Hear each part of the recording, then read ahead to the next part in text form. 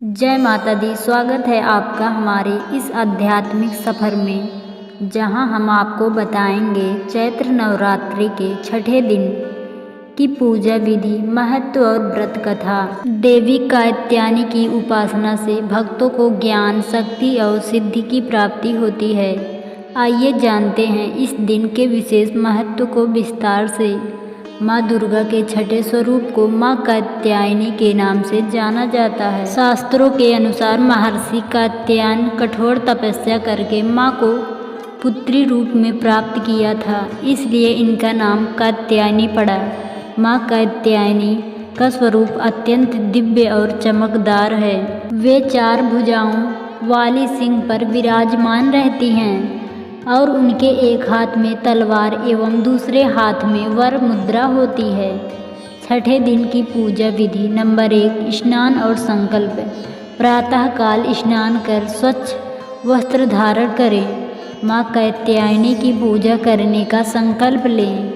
Number 2, माँ कात्यायनी का ध्यान और पूजन। माँ की प्रतिमा या चित्र को एक स्वच्छ स्थान पर स्थापित करें। गंगा जल से मूर्ति या चित्र को शुद्ध करें। रोली, चंदन, अक्षत, पुष्प और धूप दीप अर्पित करें। माँ को लाल फूल और शहद अर्पित करें, क्योंकि यह उन्हें अत्यंत प्रिय है। माँ कात्यायनी के मंत्र का जाप भी करें। नंबर 3, हवन और आरती।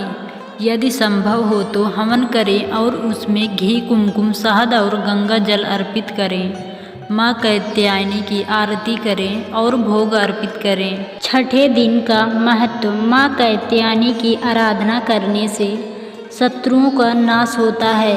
यह दिन विशेष रूप से कुंवारी कन्याओं के लिए शुभ जाता है। माँ कात्यायनी की कृपा से विवाह में आने वाली बाधाएं दूर होती हैं।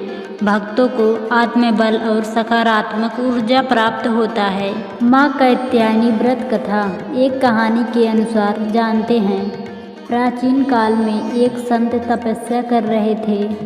एक दिन उनकी कुटिया में एक कन्या आई जो अत्यंत दिव्य आभा से युक्त थी।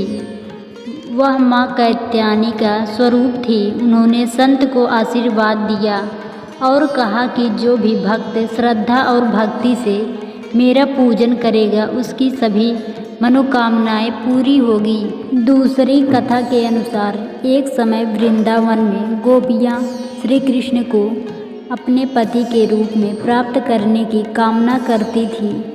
उन्होंने माँ कात्यायनी की उपासना करते हुए 1 माह तक व्रत किया और यमुना नदी में स्नान कर उनकी आराधना की। माँ कात्यायनी ने उनकी भक्ति से प्रसन्न होकर उन्हें आशीर्वाद दिया कि वे श्री कृष्ण को प्राप्त करेंगी।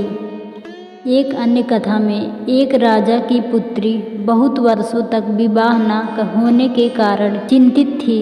उसने माँ कात्यायनी का कठोर व्रत रखा और सच्चे मन से उनकी पूजा की। माँ की कृपा से उसे योग्य वर प्राप्त हुआ और उसका विवाह संपन्न हुआ। यदि आपको यह जानकारी उपयोगी लगी हो तो हमारे चैनल को लाइक, शेयर और सब्सक्राइब करें। माता रानी की कृपा से आपके जीवन में सुख समृद्धि बनी रहे। जय माता दी।